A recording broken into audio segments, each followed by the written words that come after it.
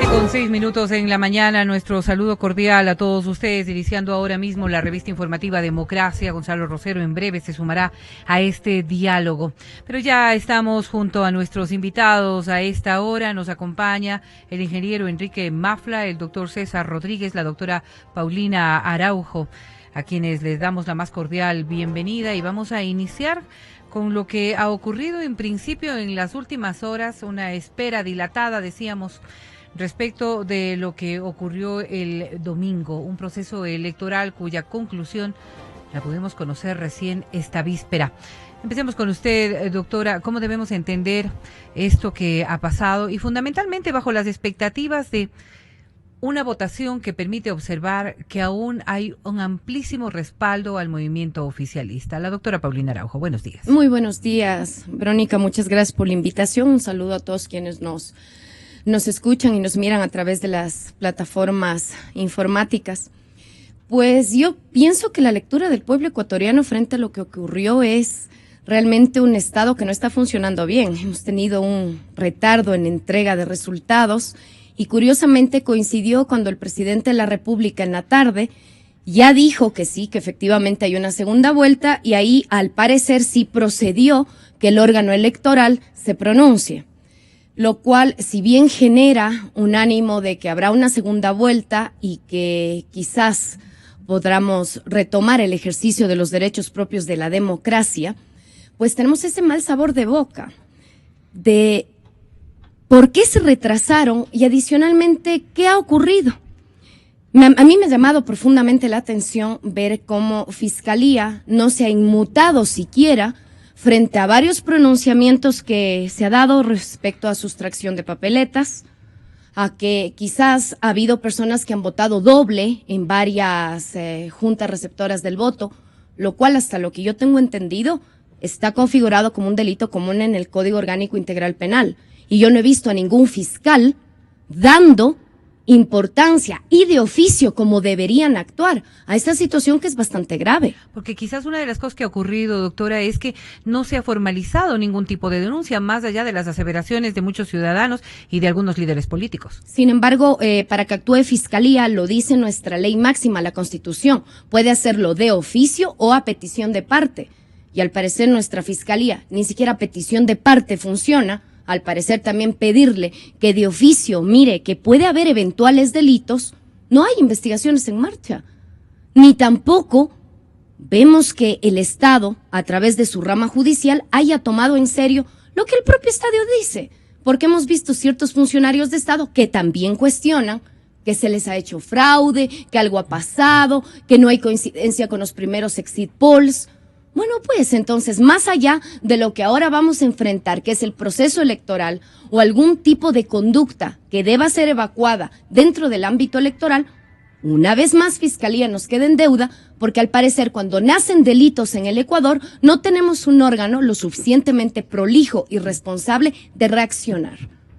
Ahora, frente a esta eventualidad y quizás frente a una serie de denuncias que le hemos podido observar más bien en redes sociales más que en pronunciamientos, la duda clara, y me voy a ir hacia el carácter técnico con el ingeniero Enrique Mafla, la duda está en si se puede o no se puede comprobar la existencia de un proceso que habría registrado algún nivel de fraude. Fraude que, como bien lo decía la doctora Araujo, fue anunciado por los sectores de oposición en distintas provincias del país y posiblemente también fraude al que han hecho alusión las propias vocerías del movimiento oficialista. La posibilidad del fraude y la demostración de aquello resulta en el ámbito técnico ser de fácil acceso. Buenos días. Buenos días, ingeniero. El sistema electoral utilizado para estas elecciones es menos transparente que el de elecciones anteriores, inclusive si le comparamos con el de 2014. Por lo tanto, los controles han sido más débiles y ante esa situación lo que existe son riesgos.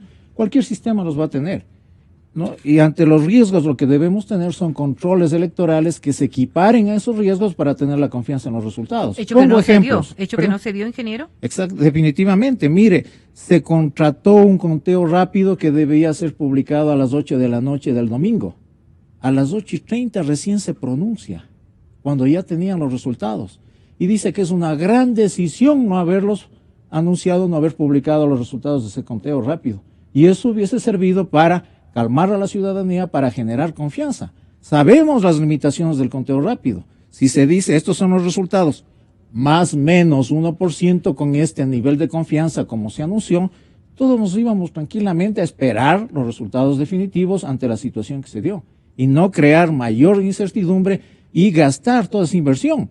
Yo creo que son varios cientos de miles de dólares que se invirtió en ese conteo rápido y hasta ahora no sabemos los resultados. Otro aspecto es el del sistema tecnológico de escrutinios. A las 12 del día del domingo se nos reunió para hacer un proceso tecnológico de verificación de la integridad y autenticidad del software que fue utilizado para contar los votos. ¿Cuál es el propósito de hacer esa verificación de integridad? Lo que nos interesa es que verificar en el campo a partir de las 5 de la tarde que en realidad en esas computadoras está el software auténtico. Recibimos un mensaje de correo electrónico del ingeniero Diego Tello, que es el Coordinador Nacional de Procesos Electorales, diciendo que ese control ya no se va a realizar. Y así podemos, ¿no es cierto?, mencionar que ha habido un retroceso ante este discurso de transparencia. En los hechos lo que tenemos es más ocultamiento, ¿no? Lamentablemente. Pero ¿ya? eso podría permitir concluir que en efecto se puede estar hablando de fraude en este proceso. No podemos hablar de fraude, pero tampoco podemos tener confianza en los resultados. Si se nos está ocultando, ¿no? Los procesos electorales deben ser lo más transparentes posibles para precisamente dar garantía a todos los actores políticos, a las misiones de observación y sobre todo a los ciudadanos de que los resultados en realidad son los que deben ser y no crear esta incertidumbre y este caos. ¿Por qué? Porque precisamente no se practica lo que ellos publicitan, transparencia. Dando la bienvenida además a nuestro siguiente invitado, el licenciado Fausto Camacho. Lo dicho ahora mismo por el ingeniero Mafra nos hace pensar en la posibilidad de que todas estas discrepancias, anuncios, posiblemente algún nivel de incredulidad respecto a los resultados que han manejado ciertos candidatos podrían tener una base de razón. Y estamos analizando esta posibilidad que ha sido expuesta por los dos sectores, tanto el oficialismo como los de la oposición, de la posibilidad de un fraude electoral. Desde su óptica y sobre todo desde su trayectoria, ¿estamos frente a una posibilidad real? ¿Deberíamos verlo esto como algo que ha ocurrido en el país? Mire, el proceso electoral, como su nombre lo indica, es un conjunto de hechos y actos que se suceden a lo largo de un determinado periodo de tiempo. El proceso electoral no puede ser evaluado por lo que sucede exclusivamente el día de los sufragios. Y cuando existen acciones fraudulentas, normalmente dicen los expertos que el fraude tiene un camino que recorrer y que termina expresándose en el día de las elecciones, podría ser así, e inclusive después del día de las elecciones, porque la contabilización de los votos se hace después del día de las elecciones. No es la única la que hacen los miembros de la Junta Receptora del Voto. Entonces, si usted evalúa de manera integral el proceso, usted encuentra diferentes hechos y actos fraudulentos a lo largo de la preparación del mismo, la ejecución y lo que estamos viendo ahora. ¿En qué se expresan esos hechos y actos fraudulentos? Básicamente en el no cumplimiento de la norma de la ley. Fraude es no cumplir lo que uno está obligatoriamente obligado a hacerlo en función del mandato de la ley. ¿Y en esos protocolos ha habido fallas?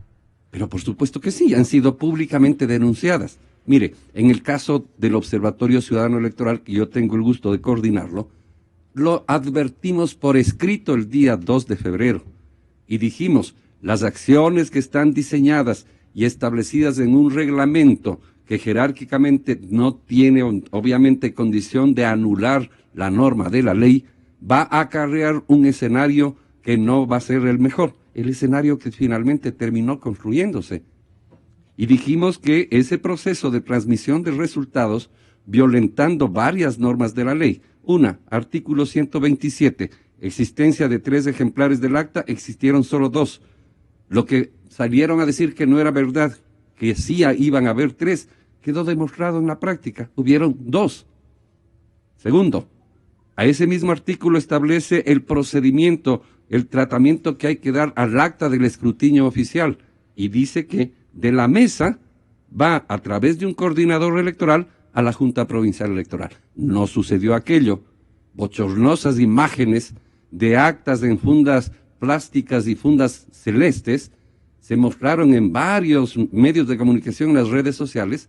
Esas eran las actas de escrutinio que fueron utilizadas para llevarlas a un escáner, ¿no es cierto? Abrir los sobres que contenían esas actas, escanearlas y sin custodia de la fuerza pública, luego regresar a los organismos electorales. Demostrado, pero además anticipado. Se dijo por escrito, esto va a suceder. Y sucedió, y luego viene un proceso mucho más complejo. ¿Cuál es la complejidad de ese proceso que estamos viviendo hasta el día de hoy? ¿No es cierto? El Consejo Electoral anticipa resultados y los dice el primer día, resultados provisionales. Pero resulta que los resultados provisionales de pronto se convirtieron en definitivos. Y esos resultados provisionales fueron obtenidos fuera de audiencia pública, sin autoridad competente que los proclame, y los sigue proclamando el señor Pozo. Y él no es autoridad competente para proclamar resultados. La ley dice que quien los declara son las juntas provinciales electorales luego de concluir la audiencia pública de escrutinio. ¿Y sabe quién proclama finalmente los resultados de presidente de la República? La Audiencia Nacional de Escrutinios, que debe ser convocada por el señor Pozo, ¿no es cierto? Y que no podía convocarla antes del día de hoy. La ley dice que la audiencia no podrá ser convocada antes de 4 días ni después de 9 del día siguiente de las elecciones. Hoy es el 4º día del día siguiente después de las elecciones y obviamente aún no se reúne la Audiencia Nacional de Escrutinios. Pero para poder reunirse debe conocer actas de escrutinio provincial que llegarán al Consejo Nacional Electoral una vez que hayan sido notificados los resultados a los actores y los actores puedan haber ejercido sus derechos de objeción o impugnación. Y solamente ahí quedan en firmes en ese nivel.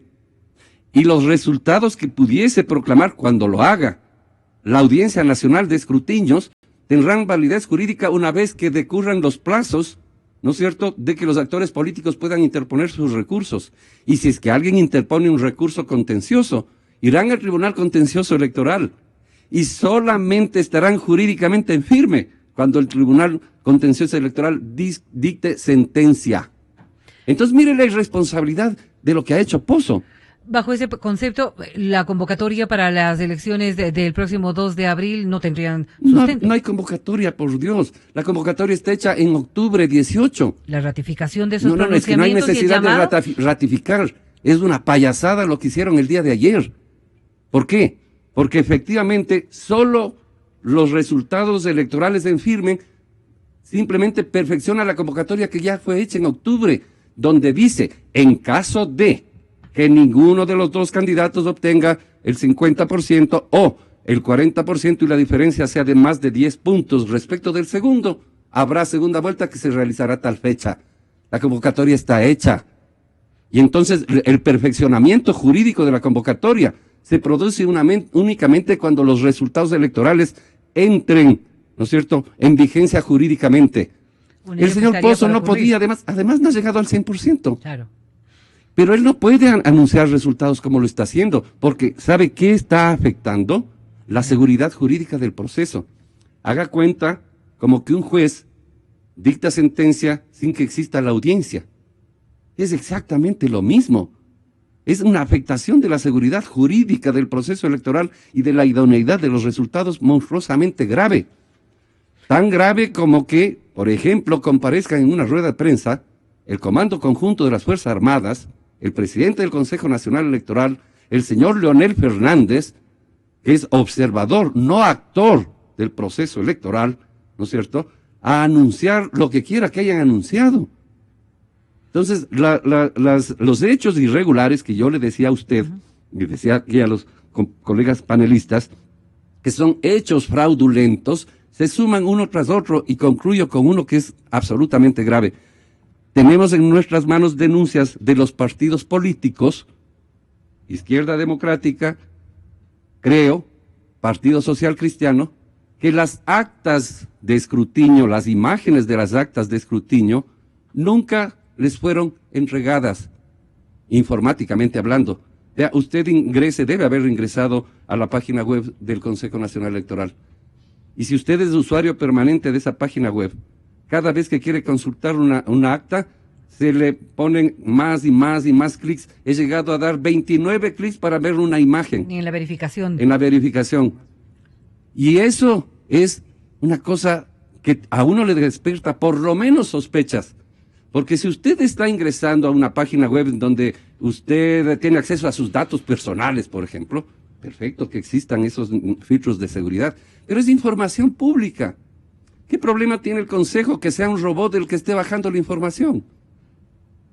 Pero si lo que necesitamos es eso, pues, tener la información fluida a mano para poder compararla. Y no nos han dado esa opción, y a los partidos políticos tampoco les han dado esa opción. Más allá de los ofrecimientos de que en tiempo real usted va a poder ver las imágenes. Y de lo que ya hemos hecho, y en su momento presentaremos en el propio Consejo, tenemos varias decenas de imágenes donde el acta que ellos exhibieron, ¿no es cierto?, es diferente al acta de resumen de resultados. Sí. Son las firmas totalmente diferentes. O sea, una cosa presentó el Consejo o las firmas que están ahí exhibidas en el acta de escrutinio son unas, y las firmas exhibidas en el resumen de resultados son otras totalmente diferentes. No que han pretendido hacer iguales, no, son otras personas las que firman. Entonces, esas son las circunstancias en las cuales hemos proclamado. ¿Qué proclamados resultados? Convocado segunda vuelta, no está convocada, no está perfeccionada. Pueden interponerse todavía cualquier tipo de recursos jurídicos ante el propio Consejo y ante el Tribunal Contencioso. Y frente a estas aseveraciones precisamente del licenciado Camacho, doctor Rodríguez, ¿cuál va a ser el comportamiento de los partidos? Porque hemos escuchado dentro de lo que tiene que ver con esta elección presidencial, pero las quejas se multiplican cuando en cambio hablamos de la conformación de la Asamblea Nacional y de cómo se han manejado los votos para la legislatura. Con todos los argumentos que nos ha dado el licenciado Camacho, ¿qué es lo que piensan ustedes y ya desde la actoría política? Muy buenos días a los contertulios. El Consejo Nacional Electoral construyó un laberinto y en ese laberinto ha puesto en riesgo al Ecuador en su conjunto. Estas elecciones pasarán como una de las elecciones más difíciles y traumáticas para la autoridad electoral por no respetar la ley, por no ser rigurosos en la observancia de los protocolos que establece el Código Orgánico de la Democracia y los reglamentos que ellos mismos han elaborado. Lo que señala el observatorio es realmente grave, muy grave, y evidencia la inseguridad que advertíamos desde hace mucho tiempo en el Ecuador. El acuerdo por elecciones transparentes de todos los partidos políticos en los que no participó Alianza País, advirtió esto en organismos internacionales como la OEA, y hemos visto cómo el Consejo Nacional Electoral sistemáticamente, de manera terca, se ha mantenido en una posición de no escucha y de encerrarse en un discurso que es transparente, pero en una práctica que es absolutamente oscura.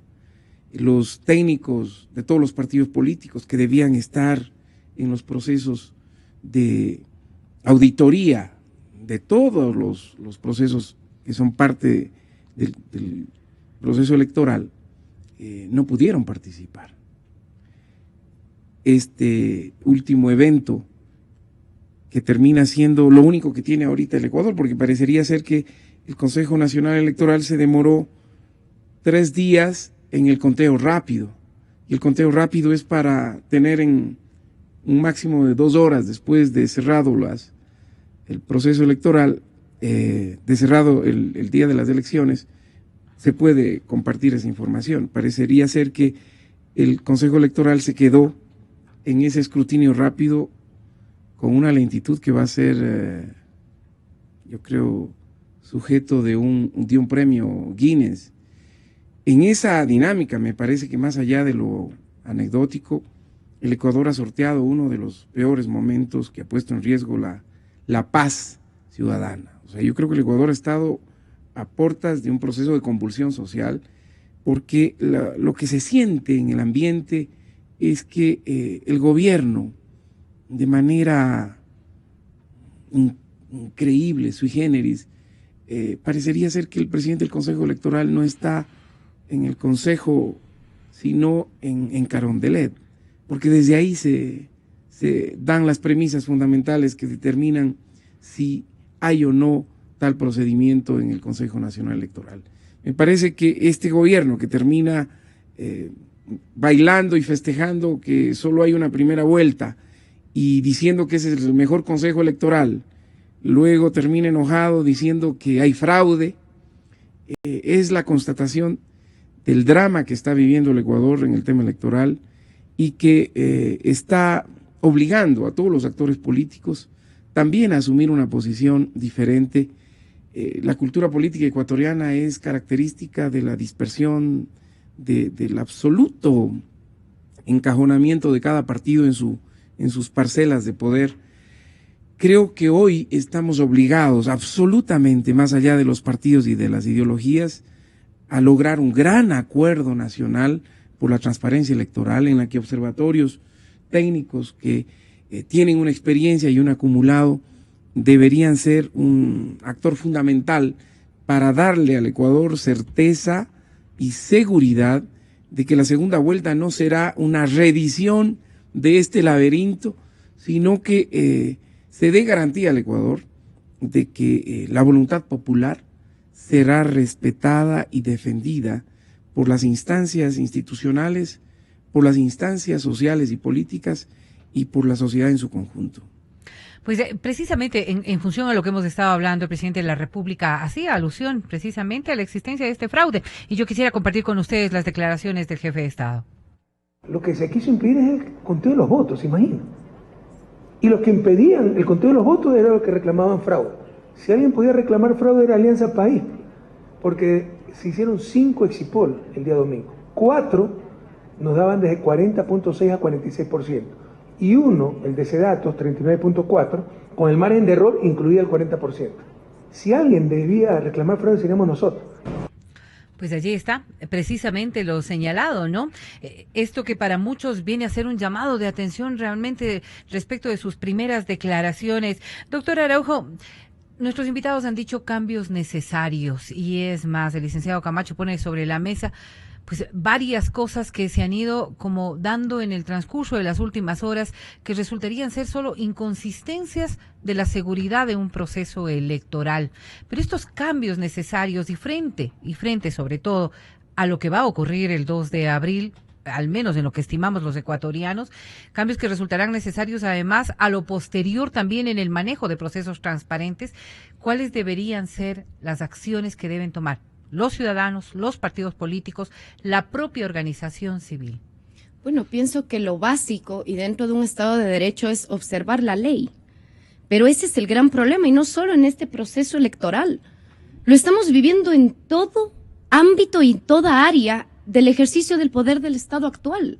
No observan la ley, los procedimientos son inexistentes, no quieren rendir cuentas. Cuando se les pide algún tipo de rendición de cuentas para ver cómo están ejerciendo el poder, simple y llanamente se enojan y le amenazan con ponerle encima más un proceso judicial para que le indemnice por daño moral. Hoy estamos constatando, con lo que han dicho aquí acertadamente los panelistas, que la institucionalidad del Estado es totalmente contradictoria. El discurso le dice que todo está muy bien, que todo es transparente, que el Ecuador ha nacido, a criterio de ellos, prácticamente hace 10 años, pero estamos viendo que las autoridades no se someten ni siquiera a las propias reglas que ellos mismos crearon.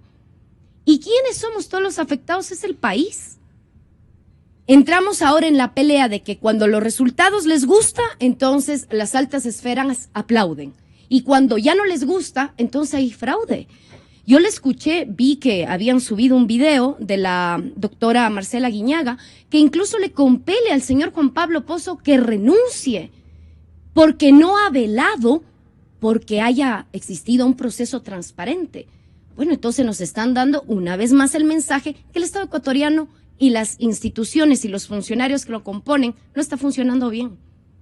¿Cómo pretender seguir con este esquema cuando las propias autoridades nos demuestran que no tienen idea, primero, las regulaciones que tienen que observar, y segundo, al parecer, no velan por el bien común del Ecuador, sino que están defendiendo solo su espacio reducido de poder, esa visión patrimonialista del poder? Pero ¿cómo garantizamos estos niveles de transparencia, estos niveles de cambio, que son los que reclaman los ciudadanos? Bueno, me parece que alzando nuestra voz, si bien lo que han querido es que la gente se silencie, es también imponer esa situación de que aquí todo el mundo debe obedecer ciegamente a la autoridad. Bueno, pues yo creo que el Ecuador ya es el momento también de cada uno de nosotros dejar de culpar todo a la autoridad, sino también hablar.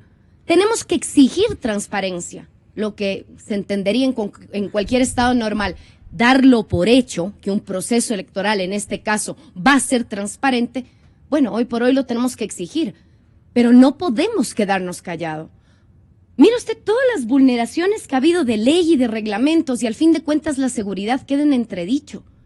Y encima más, no hay quien responda por eso. Hasta lo que sabemos, la ley máxima dice que todos los funcionarios del Estado tienen que responder por sus acciones. Aquí están respondiendo los que han observado la ley. Hasta lo que yo tengo entendido, no. Y voy a irme a la parte técnica porque creo que es fundamental a esta hora que entendamos cuáles pueden ser los cambios. Hablamos de procesos transparentes, hablamos de acuerdo por elecciones transparentes, pero ya en la práctica y en las puertas, tan solo muy pocos días de lo que va a ser la realización de un próximo proceso que podría ser decisorio para los próximos años para el país, ¿qué deberían optar quienes ahora han capitalizado este tema del fraude? Porque si bien la oposición lo asumió desde el inicio, como hemos escuchado, el propio presidente Correa, máximo líder de Alianza País, también ha señalado los cuestionamientos y la posibilidad de un fraude. ¿Cómo evitar entonces que esto se repita y que tengamos que nuevamente argumentar la falta de transparencia? Ingeniero Mafla, ¿cuáles podrían ser sus recomendaciones? Simple y llanamente exigir transparencia. ¿Y cómo? Exacto. A través de controles verdaderos, objetivos, y no de falacias. Porque aquí se habla de auditorías, y mire que la auditoría promocionada no es hecha por un experto en este tipo de auditorías integrales del proceso electoral, el ingeniero Diego Tello. El coordinador nacional del proceso electoral se audita a sí mismo. Él es el jefe del equipo de auditoría. Y obviamente, ¿qué va a decir? Estoy bien.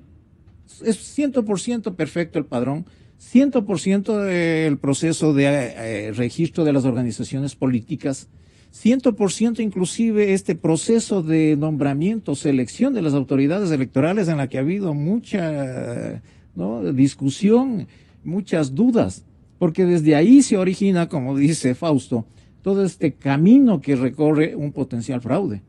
Tenemos el registro y padrón electoral seriamente cuestionado. No sabemos si nuevamente se reeditó este escándalo de las denominadas firmas falsas para registrar nuevas organizaciones políticas en los últimos meses, porque no es lo mismo participar entre 5 candidatos que entre 10 o 15. Y así tenemos una serie de anomalías durante este largo camino que recorre y que influencia el resultado final electoral. Entonces, nuevamente, control, exigir un conteo rápido, técnico, transparente. ¿Cómo es posible que en el conteo rápido se pongan cláusulas de confidencialidad? Porque todos estos actos están llenos de cláusulas de confidencialidad, de tal manera que nadie puede pronunciarse sobre lo que en realidad ha sucedido. Una revisión de todo el sistema tecnológico. Este hecho yo lo he verificado, lo que ha anunciado Fausto, de la discordancia entre las actas físicas y las actas virtuales. Ahí hay 2 posibilidades. Una es que el software, el sistema esté funcionando mal, para que mezcle estos números. Los números son iguales, pero no están en los casilleros correctos. O que exista manipulación, que todavía es más grave. Ahora, licenciado Camacho, estábamos frente a un proceso con varias papeletas, una instancia mucho más larga, un conteo un poco más difícil. El 2 de abril nos enfrentamos a un proceso totalmente distinto. A las 5 de la tarde, los ciudadanos querrán conocer quién va a gobernar el país en los próximos 4 años. Pocos días nos restan del proceso electoral. ¿Tiempo suficiente, se lo pregunto, para lograr esta transparencia? ¿O estamos hablando de cambios que ya se verán a futuro o se darán además a consecuencia de la revisión de todo lo que ha ocurrido el 19 de febrero? Pero que los ciudadanos estamos exigiendo es que los resultados que nos den el 2 de abril sean los que nosotros hemos elegido. Podría ser que el 2 de abril no sea posible y no, por eso ha habido mayor o menor transparencia. La transparencia no está dada por la velocidad en la que se entregan los resultados. Y el exigir velocidad de los resultados en esta ocasión ha significado, con todo respeto para las organizaciones políticas, un harakiri. Explíquelo, por favor. Muy sencillo. Las organizaciones políticas, al demandar del Consejo Electoral velocidad y no certeza, ¿no es cierto?, no procedimientos conforme a la ley, porque lo que debía exigirse es que se proceda conforme a la ley. Entonces, usted ha hecho un proceso de escrutinio de la Asamblea Nacional absolutamente oscuro, donde el resultado final son probablemente más de 70 asambleístas del partido de gobierno, y usted no tiene la certeza que si los votos que se proclamaron son los que efectivamente alcanzaron. ¿Un resultado que podría cambiarse? No, porque ya están cerradas las actas, las audiencias de escrutinio, pues, por pedir celeridad y no certeza. ¿No debería venir de la mano? No, es que no es así. Mire lo que pasó en el Perú.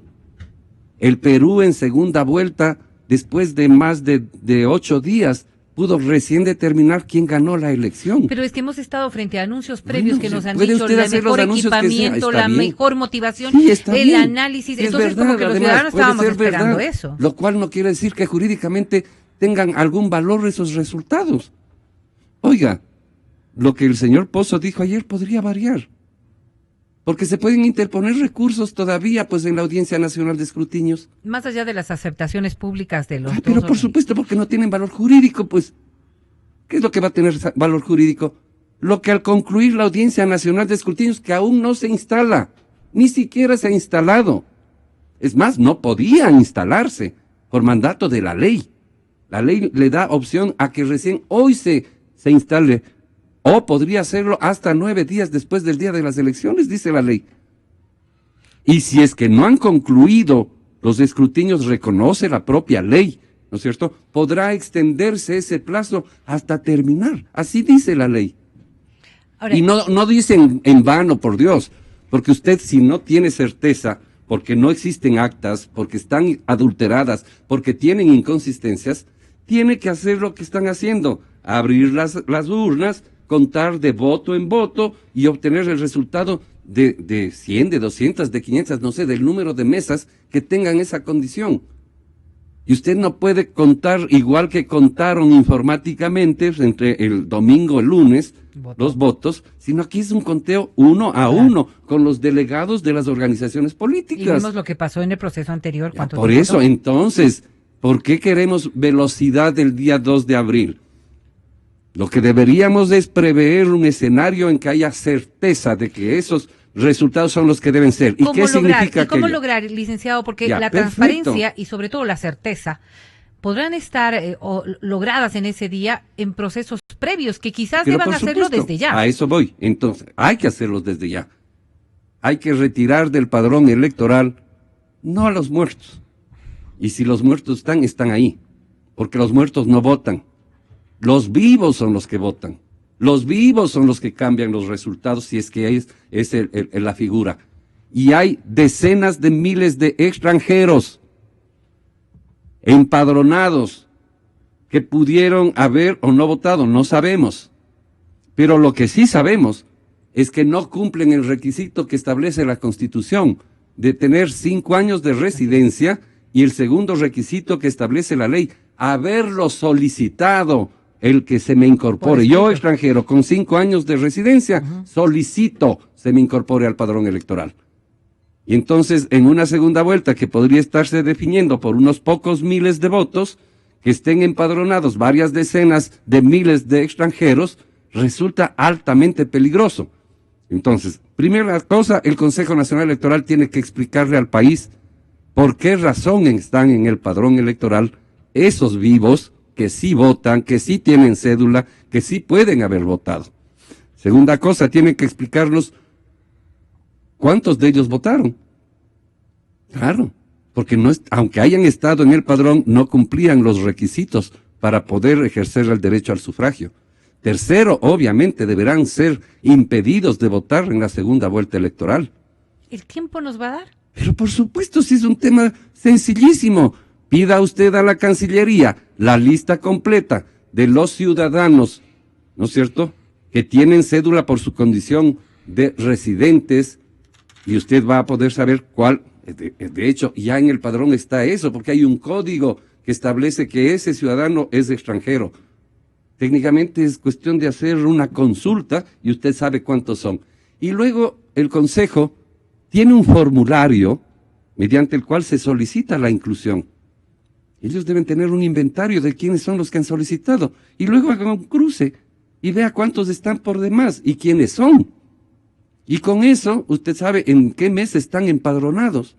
Y usted instruye a la mesa que en esa mesa el ciudadano Juan Pérez no puede votar porque está incluido por error. Punto. Y eso se puede hacer en 2 o 3 días. No necesita largo tiempo. Lo que necesita es hombría de bien para reconocer cuántos ciudadanos están en esa condición en el padrón electoral.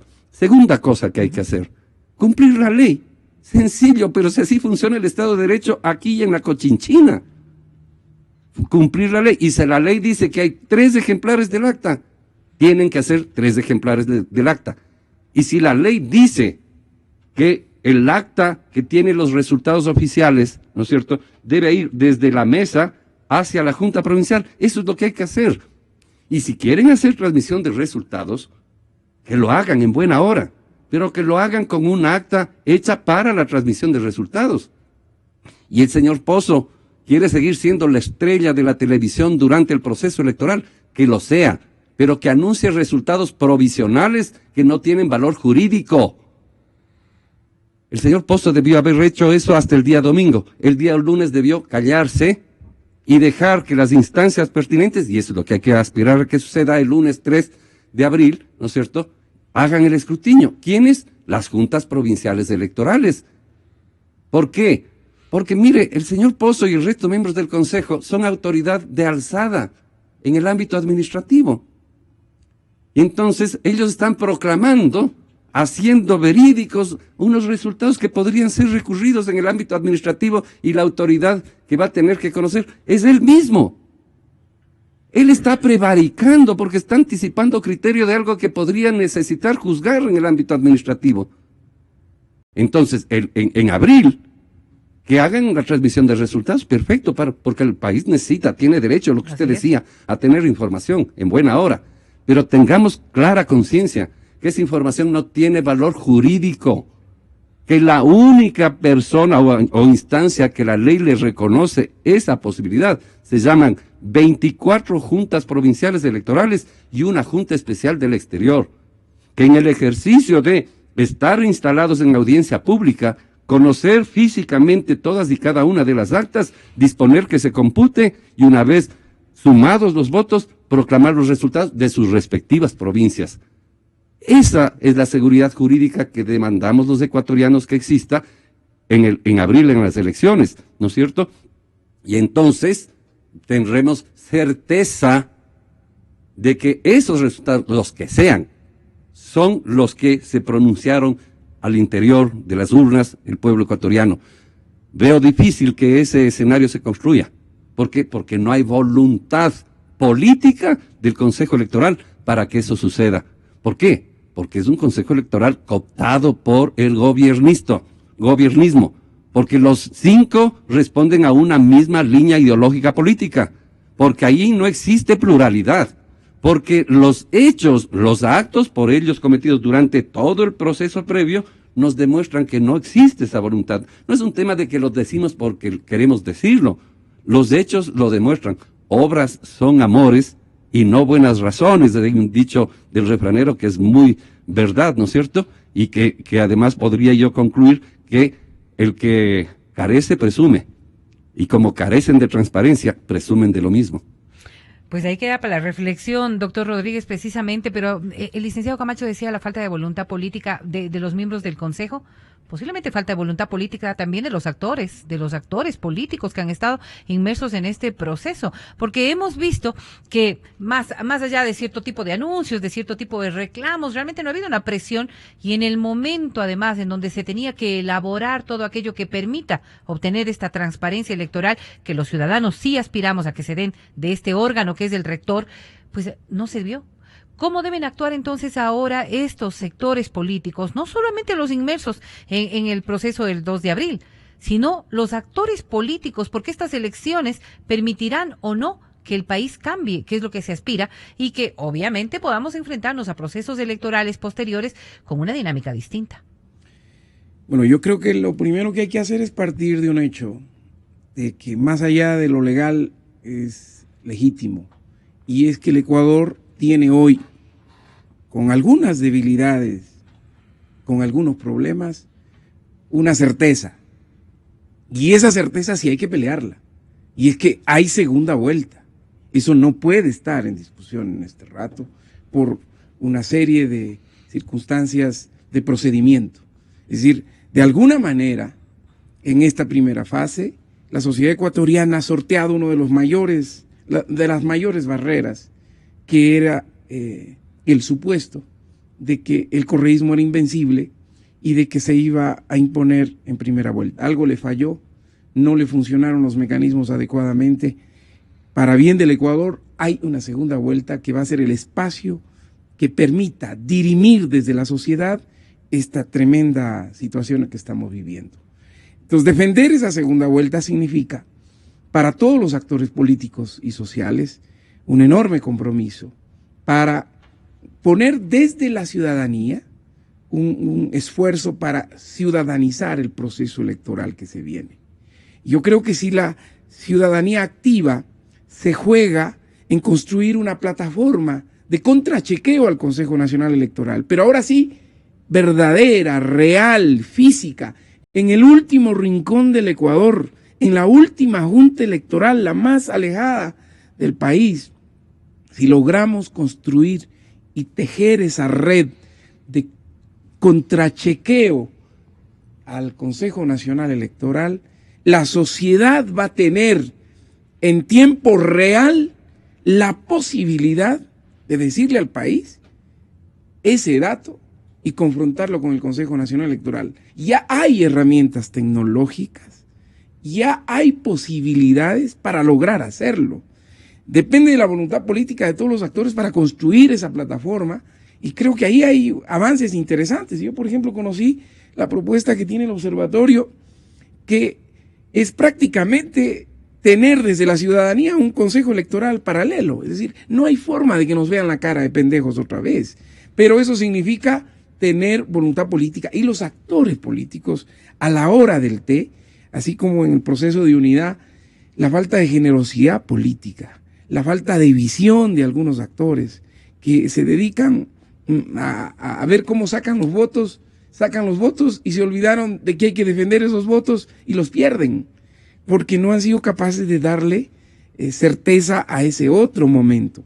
Yo creo que hoy, con la experiencia, todos los actores políticos, al menos en la reunión que tuvimos del Acuerdo Nacional por la Transparencia, todos los actores políticos estamos conscientes de la necesidad de dar ese salto cualitativo, de dejar de decir y empezar a hacer, y de construir esa plataforma para darle al Ecuador la certeza de que el 2 de abril será un día en el que no estaremos en la zozobra, no estaremos en la amenaza de convulsión social, porque se juegan con los resultados de la voluntad popular. Ese día tiene que haber certeza, se cierra el momento de la votación, se cierran y se abre la transparencia con todas las herramientas tecnológicas que hay, darle al Ecuador paz y tranquilidad porque creo que este es un momento de cambio que el Ecuador demanda, que el Ecuador necesita, pero que debe garantizar. Y precisamente haciendo alusión a ello, ingeniero Mafla, el control, este control electoral paralelo que decía el doctor Rodríguez, posiblemente un control ciudadano, ¿se podrá hacer? ¿Permitirá que nosotros podamos, como decía el doctor Rodríguez, conocer un poco cuál puede ser el resultado desde la propia perspectiva ciudadana? Y lo que ha hecho Participación Ciudadana, por ejemplo, en este proceso anterior, que de alguna manera tranquilizó un poco y que hay que el ánimo de agradecer y muchos. reconocer, indudablemente. Lo hemos hecho también, cómo no, pero ¿es la alternativa técnica, es la alternativa lógica que deberíamos nosotros empeñar?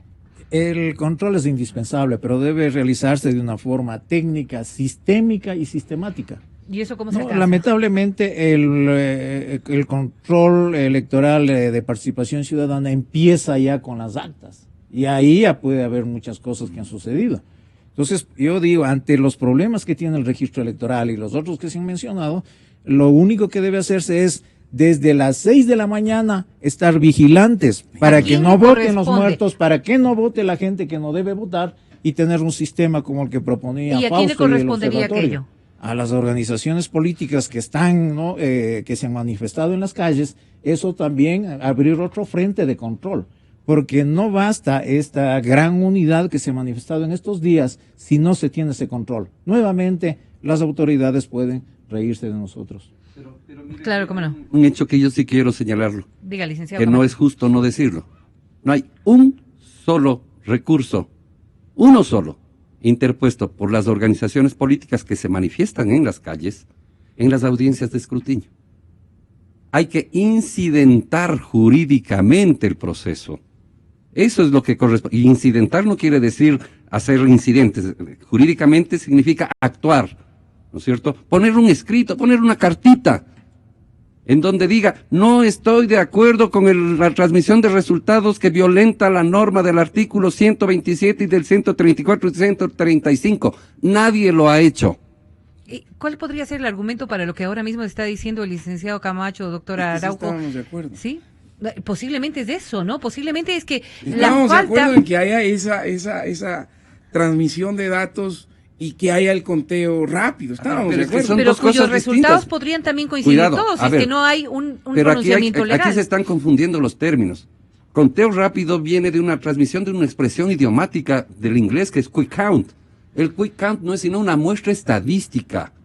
Es decir, usted toma, me voy a inventar, de los 41 mesas, 1800 mesas, ¿no es cierto?, ubicadas en el conjunto del territorio y que le va a dar un valor ponderado a cada uno de los datos que eso tenga, y usted proyecta lo que hizo Participación Ciudadana. ¿Ya? Eso no tiene ningún valor jurídico, sin embargo, es una herramienta de control. Tiene un segundo proceso que lo hizo el Consejo Electoral, que se llama TREP, Transmisión de Resultados Electorales Provisionales, que tampoco tiene valor jurídico y que tiene como propósito, si bien transmite, informa a la ciudadanía de los resultados que se logran sumar en un tiempo corto, ¿no es cierto?, los resultados reales, entonces usted puede alcanzar el 70, el 80, el 90% de esos resultados, pero como no se ha procesado esa información en las instancias jurídicas establecidas por la ley, esos resultados no tienen valor jurídico ni son vinculantes. Segunda cosa. Y la tercera cosa que existe es el escrutinio oficial. Entonces, si es que han estado de acuerdo en que exista una transmisión de resultados, pero que se convirtió por la presión de las mismas organizaciones políticas en los resultados oficiales, y nadie ha cuestionado que eso ha sucedido, nadie. Al revés, han exigido que esas sean los resultados oficiales. Y por eso yo dije lo del harakiri, ¿no es cierto? Es decir, un suicidio, ¿por qué? Porque se convirtieron en resultados oficiales lo que proclamaron de la Asamblea, pues. Y ahí está Y ahí precisamente está. el debate, Y claro. entonces que sí. ahora, ¿cómo va usted a reclamar? Ese no es el resultado. Bueno, porque Entonces, dentro del aspecto de la legalidad podríamos pensar que ya lo que hagan con las actas será o sea, otro yo cantar. también estoy de acuerdo que hagan el conteo rápido, sí que lo hagan. Que hagan el TREP, la transmisión de resultados provisionales, que lo hagan. Está bien, porque es del derecho de la ciudad. Y lo dijimos por escrito también, ¿no? Nos opusimos a que se haga con ese procedimiento y dijimos, sin embargo, como no estamos en contra, corrijan el procedimiento, hagan de esta manera. No lo hicieron. Entonces, efectivamente, ¿dónde están las pruebas de la acción, del incidente jurídico generado por Creo, por Suma, que son los directamente, supuestamente perjudicados? No sé, posiblemente por Alianza País. Por Alianza País. Por No, pero Alianza País tampoco incidenta judicialmente. Exactamente. Pone una comunicación que no tiene ningún valor jurídico, porque no está presentado como una objeción ni como una impugnación. Eso tiene un valor político, ¿ya? Entonces, veamos las cosas con objetividad desde el ordenamiento jurídico, ¿no es cierto? ¿Qué es lo que hay que hacer? Incidentar, actuar, decir, ¿no es cierto? Y si no estamos de acuerdo en que se use el acta de escrutinio oficial para la transmisión, digámoslo. Y si estamos de acuerdo, pues entonces, y si estuvieron de acuerdo, ahí están las consecuencias por haber estado de acuerdo. Legitimidad y legalidad, dos aspectos que pueden ser analizados también, doctora, y habrá que ver cuál va a ser la postura de los partidos políticos, de las organizaciones políticas a nivel nacional. ¿Cómo mira usted lo dicho por nuestros invitados? Antes de contestarle lo de legalidad y legitimidad, que hay veces que en el Ecuador también se confunde que lo político y lo jurídico no va de la mano, cuando tienen necesariamente que ir de la mano, sí quisiera hacer una reflexión porque me parecería bastante injusto llegar a una conclusión de que las organizaciones políticas debían controlar el proceso electoral, porque me parece darle un peso que las organizaciones políticas no tienen. El único órgano que debe controlar y garantizar que va a haber un desarrollo diáfano y transparente del proceso electoral es el Estado ecuatoriano. Que no lo haya hecho, obviamente eso va a implicar que las organizaciones respondan y exijan lo que de o por que sí se garanticen. Exactamente, lo que se entendía que el Estado tiene la obligación de garantizar. No es un favor, es un deber del Estado. Y frente a esto nace otro cuestionamiento que veo que ni siquiera se plantean para exigir. Si es que hemos evidenciado que hay rompimiento de las reglas, que hay irregularidades, que hay inobservancia de normas, ¿dónde está el establecimiento de responsabilidades de esos funcionarios que no acatan la normativa? ¿Dónde está? Al parecer aquí lo que es importante es llegar a saber quién será el próximo gobernante del Ecuador, quiénes serán los asambleístas, y resulta que las autoridades electorales que inobservaron flagrantemente el marco que era el que regía sus actuaciones, no les pasa nada, ellos no responden. Entonces, ¿qué estaríamos legitimando? Que en el Ecuador se haga lo que la buena voluntad de la gente, buena entre comillas, tiene, inobservando todo. ¿Dónde está? También exijamos que esas autoridades que han violentado toda la seguridad normativa del Ecuador respondan. Y esto se lo hace con acciones como también quién permitió que esas autoridades hayan hecho todo este desenlace contradictorio en el que estamos. No olvidemos que el ir a votar, y eso es importante para toda la ciudadanía, no es un mero formalismo. Es el ejercicio de un derecho fundamental, del derecho de participación. Y de los ciudadanos también tenemos que tomarlo en serio, ¿no? Un voto reflexivo. Pero también que nos respondan, pues, las autoridades. ¿Por qué no acataron la ley? Y si usted no acató la ley, no hay funcionario exento de responsabilidades. Porque resulta que aquí se festeja por un lado la segunda vuelta, finalmente por quien sí compete se declararán los resultados oficiales, y resulta que las autoridades que no cumplieron sus funciones y a quienes les pagamos el sueldo, y no entendemos por qué, quedan felices y contentas. No, señores. Aquí tenemos que empezar también a exigir responsabilidades de quienes en el Estado ecuatoriano no se someten a sus reglas.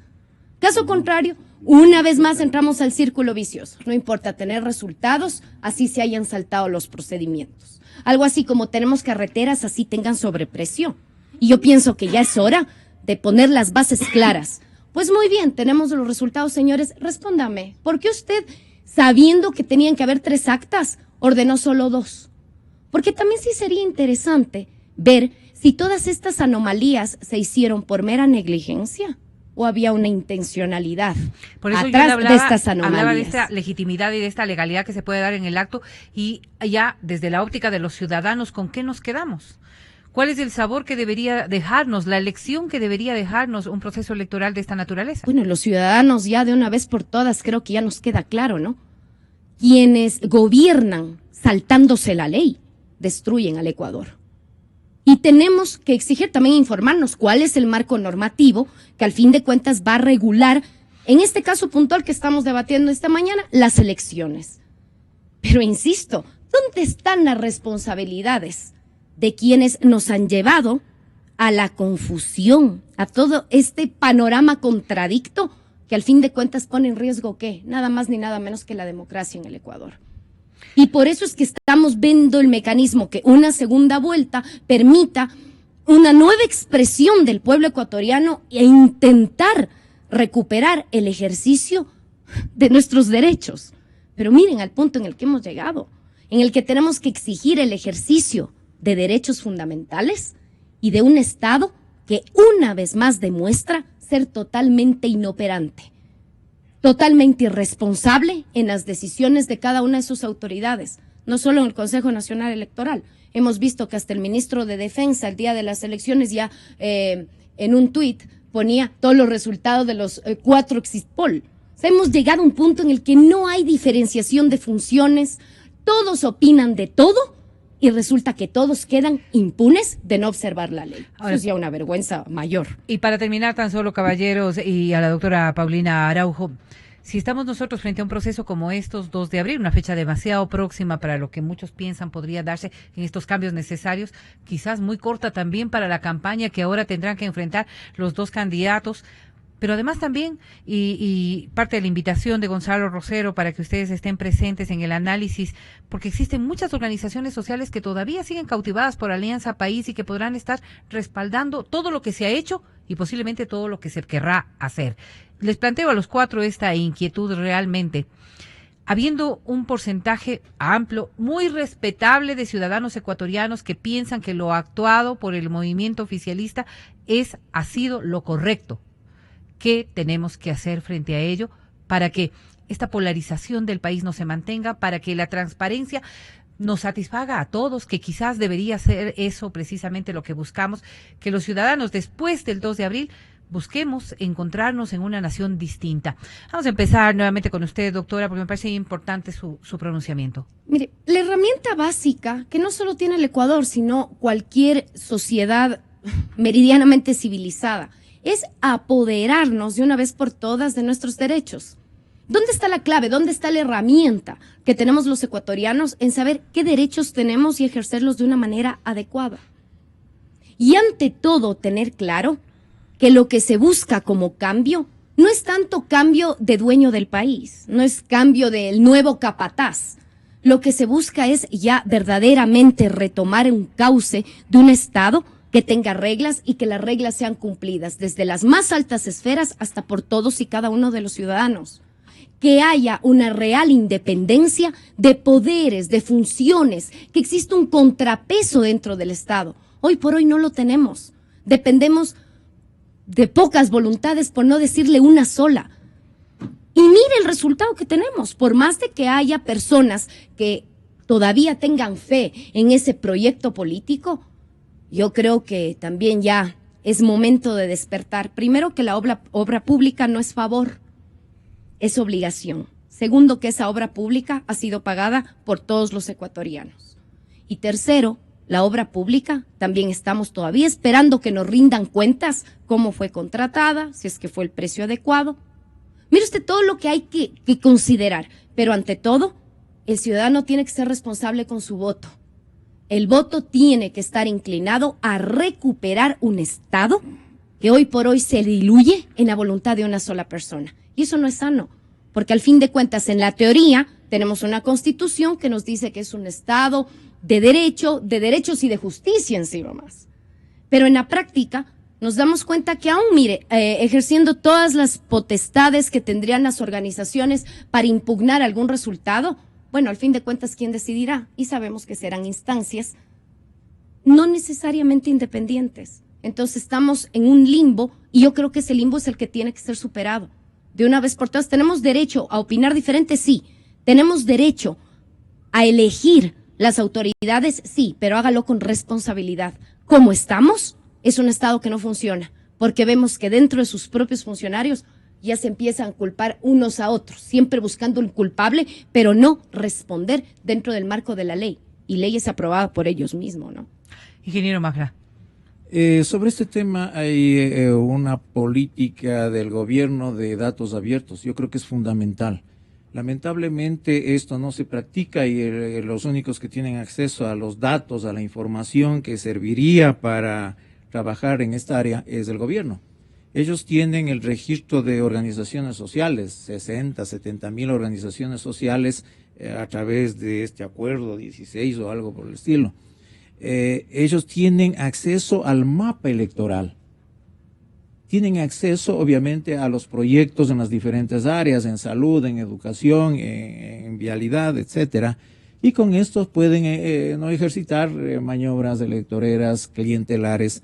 Y a eso se debe, repito, que ahora existe menos transparencia. Por ejemplo, yo en el 2014 sí tenía un robot que me permitía en una noche bajar todas las actas, porque tampoco, a pesar de que ofrecían, el CNE no entregaba esta información. Entonces ahora es prácticamente imposible, pues, con todas estas trabas que se ponen. Y yo creo que se debería exigir también en esto que se practique esta política pública de datos abiertos. El CNE, en vez de seguir abriendo los datos, publicándolos, establece estas restricciones. Y no solo eso, sino en estos otros mapas de organizaciones sociales que va en la línea de su pregunta. Doctor Rodríguez, ¿cuál es su opinión? Yo creo que políticamente tenemos que ser claros en el Ecuador. El gobierno ganó en estas elecciones, ganó esta primera vuelta, con todos los líos habidos y por haber, aquí hay un resultado concreto. ¿Por qué ganó? Esa es la pregunta. En este momento, los partidos políticos, las organizaciones sociales que se rasgan las vestiduras porque este sistema autoritario, sistema concentrador de poder, amenaza libertades, derechos, si no actúan, se vuelven facilitadores de que ese sistema continúe. Y eso pasa hoy en el Ecuador, así, sin darnos vueltas, sobre un gran acuerdo de gobernabilidad y de transición postcorreísta, que significa una gran plataforma de renunciamientos de todos los actores políticos que a la hora del té buscan privilegiar sus intereses particulares, grupales, sectoriales, porque si de por medio está hoy en esta elección el que nos jugamos definitivamente la consolidación de un poder autoritario y concentrador o la posibilidad de rescatar la democracia, sobre esa mesa está la decisión fundamental que tenemos que tomar todos los actores políticos. No es un problema de si es Lenín Moreno o Guillermo Lasso el presidente. Es esto lo que está en juego este 2 de abril y es esto lo que va a poner a todos los actores y a todas las organizaciones políticas en la práctica, va a medir el límite y el alcance de su voluntad política de contribuir, de darle al Ecuador la oportunidad de repensarse, de reconstruirse institucionalmente, de recuperar la democracia, y eso no son palabras, esos son hechos, y lo vamos a ver en los próximos días, quiénes son capaces de renunciar, quiénes son capaces de ir más allá de sus intereses, quiénes son capaces de ser generosos con el Ecuador, más allá de cada, yo le llamo parcelita de poder, de micropoder que cada organización política, que cada sector social tiene. Esta segunda vuelta puede ser la reedición de la primera, si es que la sociedad ecuatoriana en su conjunto, que son casi el 70% que quiere un cambio, es capaz de pasar de la teoría a la práctica y es capaz de construir esa gran plataforma. Si no lo hace, tenga la certeza de que en abril estarán llorando y estarán lamentándose. Licenciado Camacho, nos ha dejado pensando el doctor Rodríguez. Mire, ¿Qué opina usted? Antes de contestar directamente su pregunta, quiero puntualizar dos cosas muy cortito, entiendo por el favor. tiempo. La una es el papel cumplido por las organizaciones de observación electoral de carácter internacional. El día de ayer se ha hecho público un informe preliminar de la OEA, en donde, digamos, se ratifica una actitud como la que yo ya señalaba, inconveniente, por darle una calificación generosamente suave, de la presencia de Leonel Fernández junto al presidente y a los miembros del Consejo Electoral en una rueda de prensa. La OEA hace público un informe preliminar en donde dice que felicita al Consejo, donde dice que felicita la acción de Juan Pablo Pozo, donde dice que se ha cumplido avances del proceso electoral respecto de la última ocasión. La óptica con que se mira el proceso electoral me parece bastante extraña, y en razón de aquello... ¿No son actos más bien de carácter protocolario lo que se estila en una cuestión como estas? Hay que tener claro el límite que tiene una observación, ¿de acuerdo? La observación no es un actor político, no es actor del proceso. Por esa misma razón, no puede, ¿no es cierto?, la OEA acompañar a una rueda de prensa el presidente Fernández, porque no es actor del proceso electoral. Está desnaturalizando la condición de un observador imparcial que debe presentar un informe al finalizar el proceso. Y en ese informe decir objetivamente qué es lo que ha visto. Y entonces no cabe tampoco felicitaciones públicas para que sea ese informe utilizado como una herramienta política de legitimación de lo actuado, y dejando de lado el punto de vista, ¿no es cierto?, de la gran mayoría de actores. Entonces, eso es grave. 1. 2, el tema de la responsabilidad del proceso electoral. Obvio, la responsabilidad del proceso electoral conforme el 219 de la Constitución es del Consejo Nacional Electoral.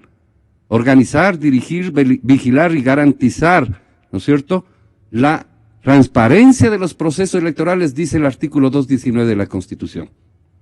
No, el Consejo Electoral no se puede autocontrolar. Tiene que organizar, dirigir, vigilar, garantizar, ¿no es cierto?, la transparencia de los procesos. Pero la propia Constitución establece que es responsabilidad de las organizaciones políticas el control sobre el proceso electoral.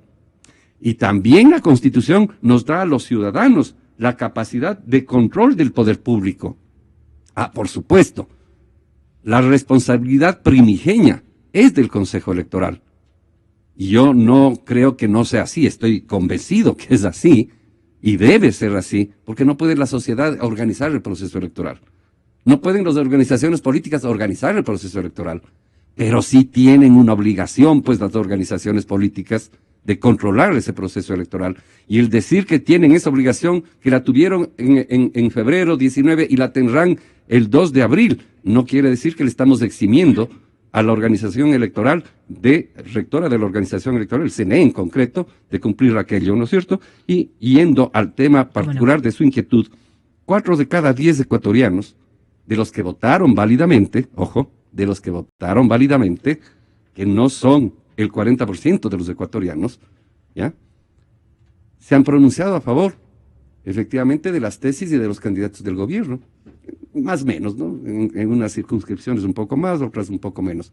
No deja de ser significativo, pero no deja de ser una expresión de lo que ha sido el ejercicio del gobierno y del poder de clasificarnos a los ciudadanos entre buenos y malos, entre pelucones y proletarios, entre ricos y pobres, entre, bueno, todo lo que usted pudiera encontrar como contradictorio en los términos, ¿no es cierto?